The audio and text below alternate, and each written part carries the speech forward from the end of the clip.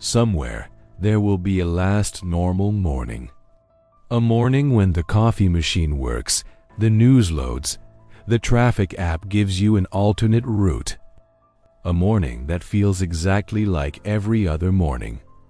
And then, at some point during that morning, something fails. Something small. Something invisible. And the 72-hour clock begins. Imagine a single thread. On its own, it might seem insignificant, easily snapped. But what happens when you weave thousands, millions, even billions of these threads together? You get a fabric of incredible strength and complexity, a tapestry so vast it covers the entire globe. This isn't just a metaphor. It's the reality of our modern world. We are living within a colossal digital fabric woven from countless interconnected threads. Each thread represents a piece of our global digital infrastructure. Think about it. That online order you just placed, that's a thread. The video call you had with family across the ocean, another thread. The satellite navigation that guides your car, the financial transactions that power our economies, the very flow of information that shapes our daily lives, all are individual threads woven into this intricate tapestry. The strength of this fabric comes from its interconnectedness. Each thread supports and is supported by countless others. This is the marvel of our age, a system of unprecedented scale and efficiency. But this incredible strength also hides a profound vulnerability. What happens when you pull on just one of those threads? In a simple piece of cloth, pulling a thread might cause a small pucker, a minor imperfection. But in our hyper-connected digital fabric, the consequences can be far more dramatic. The dependencies are so complex, so deeply intertwined, that a single point of failure can cascade through the entire system. A single pulled thread can cause a ripple that travels across the entire tapestry, distorting the pattern in ways we can't always predict. Let's consider a real-world example. A few years ago, a major cloud services provider experienced an outage. It wasn't a massive, catastrophic event at the source, just a simple human error, an incorrect command typed into a system. It was like a single tiny thread being tugged. But this one service was a foundational thread for thousands of other companies and websites. Suddenly, streaming services went dark. Online tools for businesses stopped working. Even smart home devices like light bulbs and doorbells became unresponsive.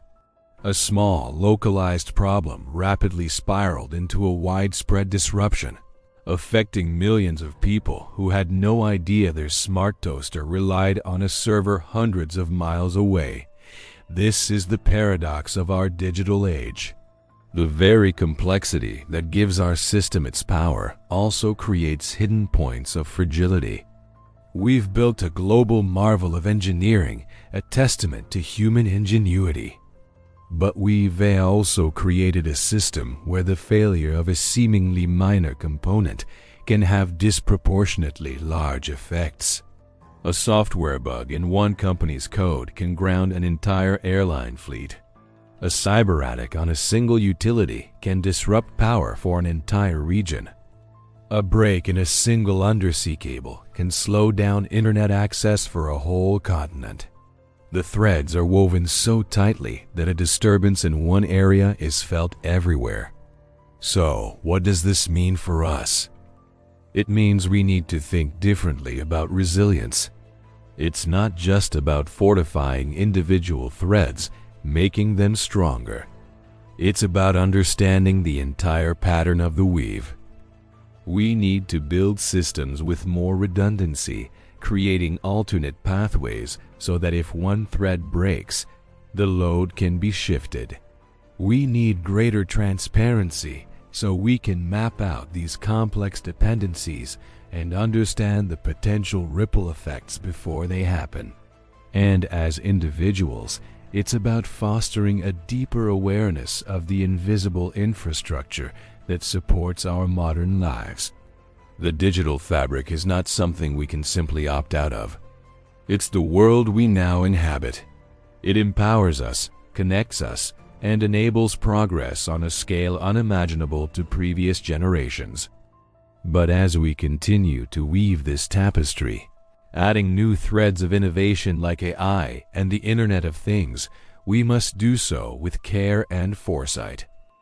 We must be the mindful weavers, understanding that the strength of the whole depends on the integrity of every part, and that a single pulled thread can unravel more than we might expect. Let's appreciate this incredible creation, but let's also be vigilant in maintaining it. Thanks for watching, and if you found this thought-provoking, consider subscribing for more deep dives into the systems that shape our world.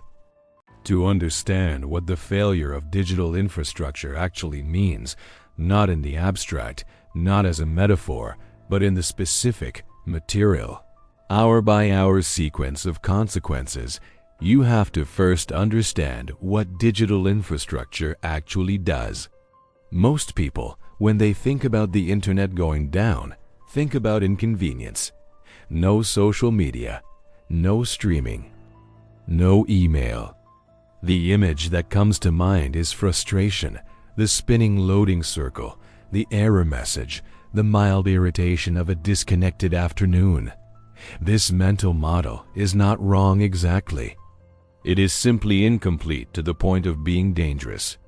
The internet is not primarily a communication network for human beings. It is primarily a coordination network for physical systems.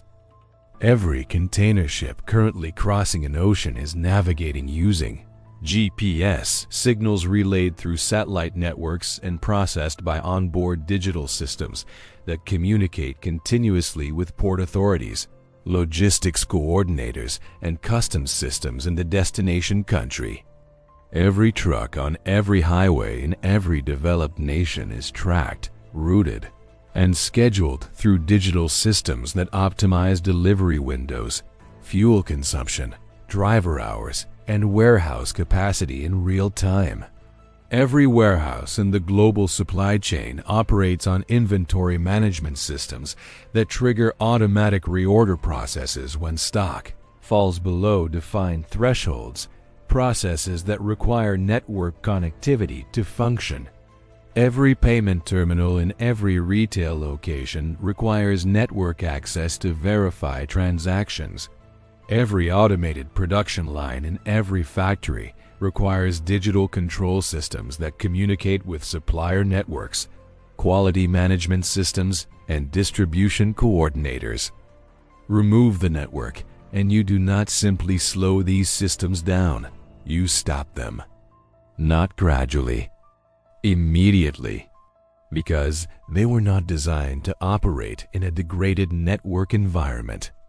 They were designed to operate in a functional one, and they have no meaningful fallback for the alternative. This is the first thing to understand about a digital infrastructure collapse. The physical world does not continue at reduced efficiency. It stops. And it stops faster than almost anyone outside the logistics and emergency management communities understands. Now consider GPS specifically, because GPS is the element of digital infrastructure whose failure is most underestimated and most consequential. The Global Positioning System is a network of satellites, currently 31 operational satellites in medium Earth orbit that transmit precise timing signals to receivers on the ground. GPS receivers calculate their position by comparing the timing of signals from multiple satellites and using the differences to triangulate location. The system works because the satellites carry atomic clocks accurate to within nanoseconds, and because the signal propagation times at the speed of light translate those nanosecond differences into meter-level position accuracy. But GPS is not primarily a navigation system. That is its most visible application, but it is not its most critical one. GPS is primarily a timing system. The financial system uses GPS timing signals to time-stop transactions to microsecond precision, a requirement for the high-frequency trading systems that account for a substantial fraction of global market volume and for the synchronization of settlement systems across time zones. The power grid uses GPS timing to synchronize the phase of alternating current across regional networks, a requirement for the stable transmission of electricity across the interconnected grid. Telecommunications networks use GPS timing to synchronize the handoffs between cell towers that allow mobile devices to maintain calls and data connections as they move. The Internet, as routing protocols, use timing signals to coordinate the packet switching that directs data across the network. Disable GPS, and you do not simply strand drivers who cannot find their destination. You desynchronize the financial system. You destabilize the power grid. You degrade telecommunications. You slow and eventually stop the routing of internet traffic. You create a cascading failure across every system that assumed, in its design, that precise timing information would always be available. This is the architecture of catastrophic dependency, not one system relying on another. Every system relying on every other system simultaneously, through a web of dependencies so dense and so normalized that the dependencies themselves have become invisible. There are two primary mechanisms by which this architecture could fail at the scale required to trigger the cascade. The first is a coordinated cyberattack targeting critical infrastructure simultaneously, across multiple systems and multiple nations. This is not a speculative scenario. The technical capability to conduct attacks of this kind exists, has been demonstrated in smaller scale incidents, and is actively developed by the military and intelligence agencies of multiple nation-states. The 2015 attack on the Ukrainian power grid, which caused blackouts affecting approximately 230,000 customers and was attributed to Russian state-sponsored hackers, demonstrated that power grid infrastructure is penetrable through digital means. The 2021 Colonial Pipeline attack demonstrated that ransomware targeting industrial control systems could disrupt fuel supply to a substantial portion of the eastern United States within days. These were limited attacks conducted against individual targets, with response and recovery occurring within the context of a still functional broader infrastructure. A coordinated attack targeting the GPS constellation, major internet exchange points, financial system clearing networks, and power grid control systems, simultaneously conducted by a sophisticated state actor with years of preparation, would not be limited. It would not occur within the context of a still functional broader infrastructure. It would be the infrastructure failure, and the response would occur within the context of the collapse itself. The second mechanism is the Kessler syndrome. In 1978, NASA scientist Donald Kessler described a scenario that has become increasingly relevant as the density of objects in low Earth orbit has grown. The scenario is this: a collision between two objects in orbit generates a debris field. The debris field, moving at orbital velocities of approximately 28,000 kilometers per hour, collides with other objects, generating more debris. The additional debris collides with more objects. The cascade accelerates, and at sufficient debris density, the cascade becomes self-sustaining, a chain reaction of collisions that progressively fills certain orbital shells with fragments moving too fast to avoid and too numerous to track, rendering those orbital regions unusable for satellites for decades or centuries. There are currently more than 27,000 tracked objects in Earth orbit, and an estimated 500,000 objects too small to track, but large enough to damage or destroy operational satellites. The density of objects in low Earth orbit has increased substantially in the past decade with the deployment of large commercial satellite constellations. The probability of a collision sufficient to initiate a Kessler cascade is not zero. It is not even negligibly small. It is a finite, calculable, and by some estimates non-trivial probability that increases with each additional object placed in orbit. A Kessler cascade affecting the orbital shells used by GPS satellites, medium Earth orbit at approximately 20,000 kilometers altitude, would not destroy all GPS satellites immediately.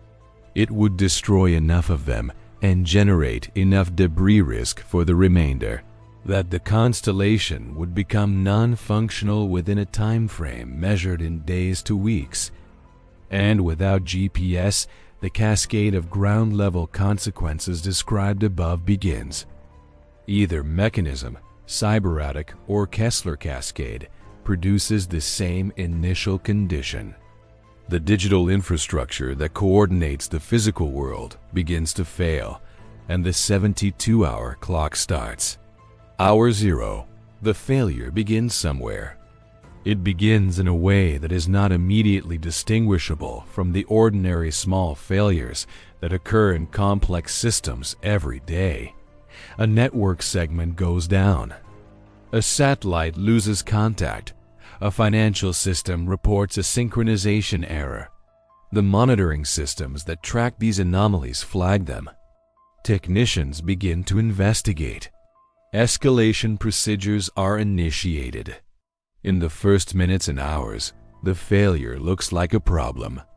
A serious problem, perhaps, but a problem of the kind that has been seen before and resolved before. The people whose job it is to manage these systems are competent. They have response procedures. They have backup systems. They begin executing their protocols, but the failure is not a problem. It is the beginning of a cascade. And the backup systems that are supposed to absorb the load of the failed primary systems are themselves dependent on the network infrastructure that is failing. The redundancy that was designed into the system was designed for localized failures, not systemic ones. It was designed for the loss of a single node, not the degradation of the fabric itself. Within the first few hours, the failures begin to compound in ways that the response protocols were not designed to address. Payment systems begin to fail across geographic regions. Logistics coordination software loses network connectivity and begins operating on cached data that is hours old. GPS-dependent routing systems begin giving incorrect or unavailable directions. Power grid operators begin losing the telemetry data they need to balance load across the network.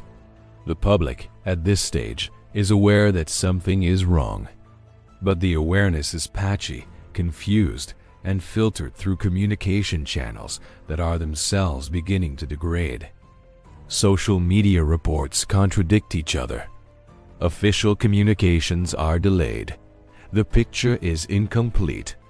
This is hour 3, and the supermarket shelves are still full. What happens when the digital world we've built simply stops working? Not a glitch, not a slowdown, but a full-stop failure. This isn't science fiction. It's a look at how fragile our modern society might be. Let's start the clock. Hour 12. The failure is no longer a rumor.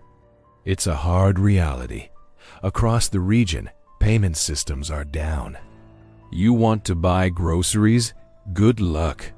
Your credit cards are useless plastic. Your phone can't tap to pay. Cash is king, but who carries much cash anymore? The few ATMs that might have worked are dark screens cut off from the network. The small amount of physical money in circulation is disappearing fast, hoarded by the lucky few who got to it first. And it's not just money. Think about fuel.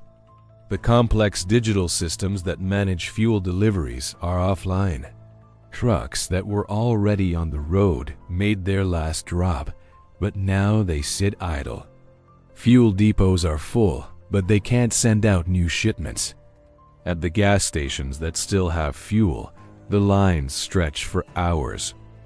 People are starting to realize this is serious. Hospitals are in a state of emergency. They're running on backup power and backup procedures, but those are meant for a few hours, not days.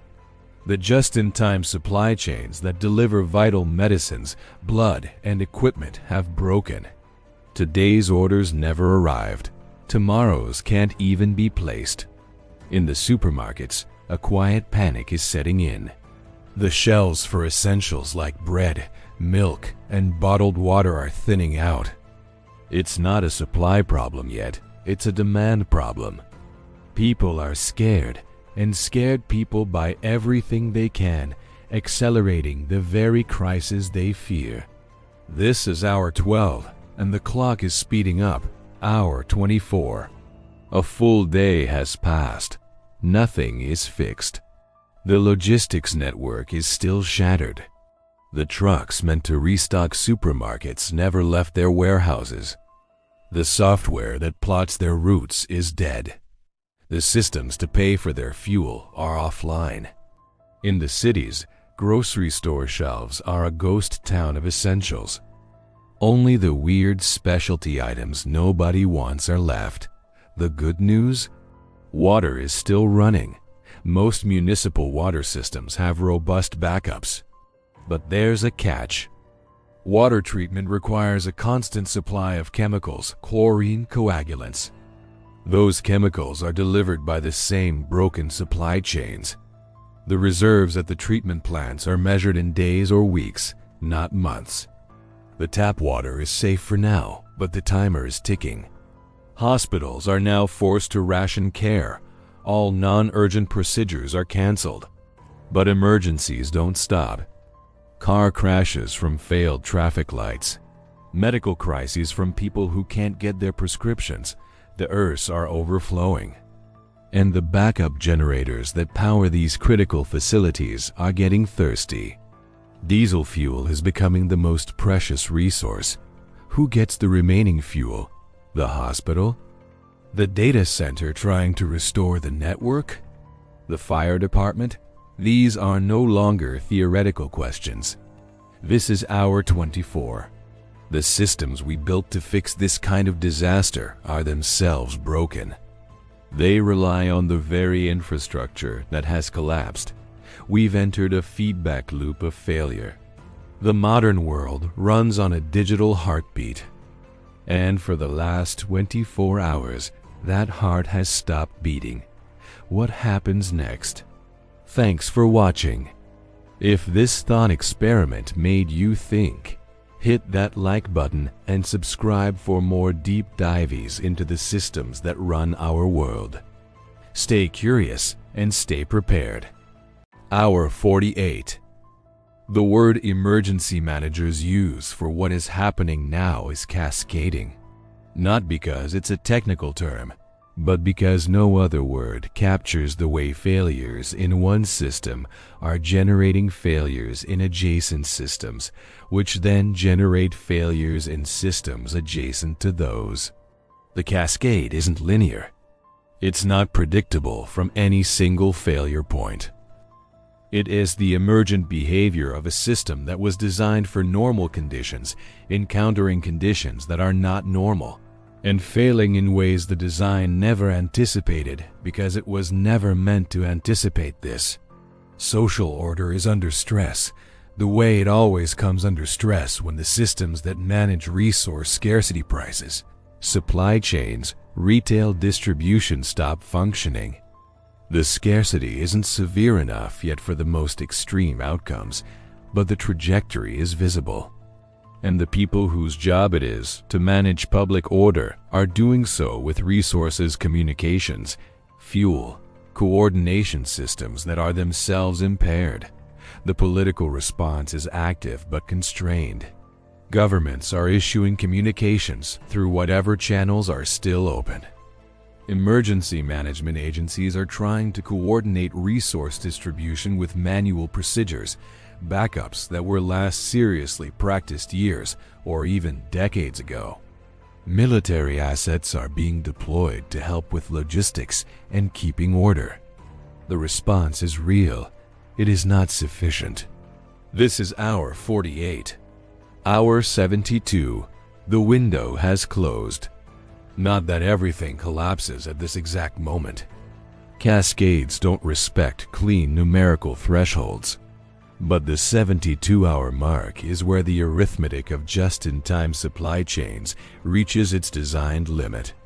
It's where backup power for critical facilities begins to die, where manual procedures reveal their capacity limits, and where the behavior of a population under stress shifts from anxious compliance to something less predictable. What happens after hour 72 depends on factors we can't precisely model.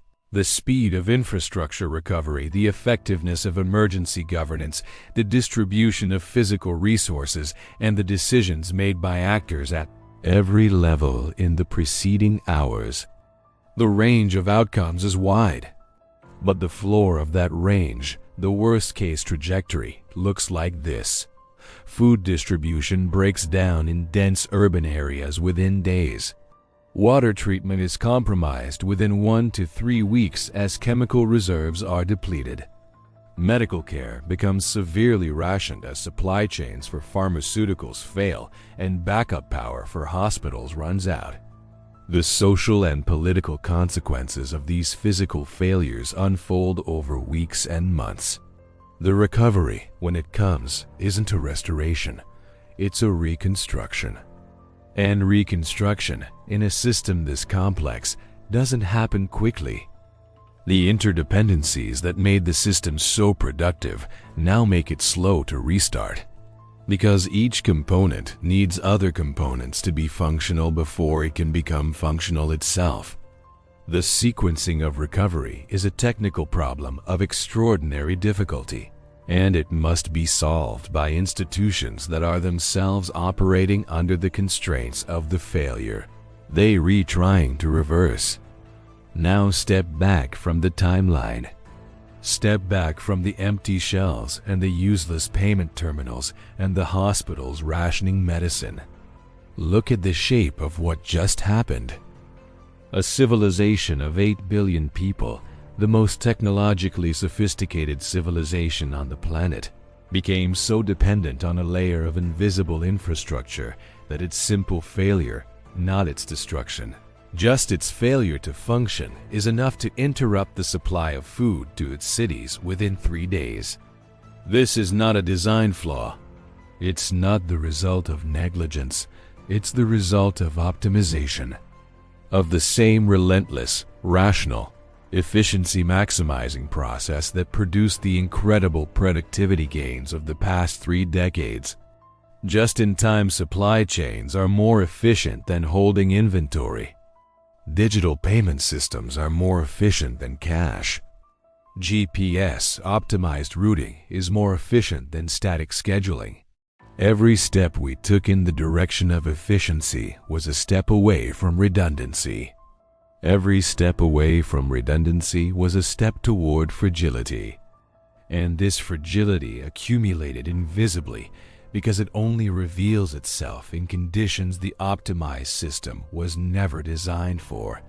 The Shanxi variable, again, a different system. The same logic. Thanks for watching. The Kessler syndrome was described in 1978. The dependency of critical infrastructure on GPS was well understood by the early 2000s. The vulnerability of power grids and financial systems to coordinated. Cyberattack has been documented in government reports, academic literature, and congressional testimony for more than 2 decades. The 72-hour supply chain vulnerability has been known to logistics researchers and emergency managers for years. The knowledge exists. What does not exist, at sufficient scale, is the institutional response. The hardening of critical infrastructure against electromagnetic and cyber threats. The development and maintenance of non-digital backup systems for essential services. The strategic reserve programs for critical supply chain inputs. The regular, serious, full-scale exercises of emergency procedures under conditions that actually test their adequacy. These measures are expensive. They are inefficient. They produce no measurable benefit in normal conditions, and normal conditions are the conditions under which political and economic decisions are made. The case for investing in resilience against low probability, high consequence events is technically clear and politically difficult, because the beneficiaries of the investment are hypothetical future populations in crisis conditions, and the costs are certain present populations in normal ones. This is not a new problem. It is the oldest problem in civilizational risk management, and the historical record of how civilizations have managed it is not encouraging. The Fermi paradox offers a specific and unsettling interpretation of the silence of the universe.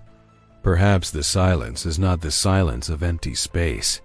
Perhaps it is the silence of civilizations that reached a specific point in their technological development, the point at which their physical systems became so dependent on digital coordination that a single category of failure could interrupt the supply of food to their populations within 72 hours and did not successfully navigate the transition. Not because the failure was inevitable, not because no one understood the risk, but because the gap between understanding the vulnerability and building the political and institutional will to address it proved, in each case, wider than the margin of safety the system actually provided. Every civilization that develops digital infrastructure reaches this threshold. It is not unique to Earth. It is the natural consequence of optimization, of the same drive toward efficiency that makes digital coordination so productive and makes its failure so consequential. The question is whether any civilization successfully hardens its systems before the failure occurs. Whether the investment in resilience happens before the crisis or in response to it. Whether the last normal morning is followed by a recovery or by the beginning of something that does not recover. Somewhere there will be a last normal morning. The coffee machine will work. The news will load. The traffic app will give you an alternate route, and you will take it, and you will arrive where you are going, and the day will proceed in the way that days proceed when the invisible infrastructure is functioning. And somewhere in that morning, in the satellites above you, in the fiber optic cables beneath your feet, in the server farms that process 10,000 transactions per second without anyone noticing, something will be accumulating. A stress, a vulnerability, a thread in the fabric that is carrying slightly more than it was designed to carry. You will not see it, no one will see it, until the morning when they do. And by then, the clock will already be running.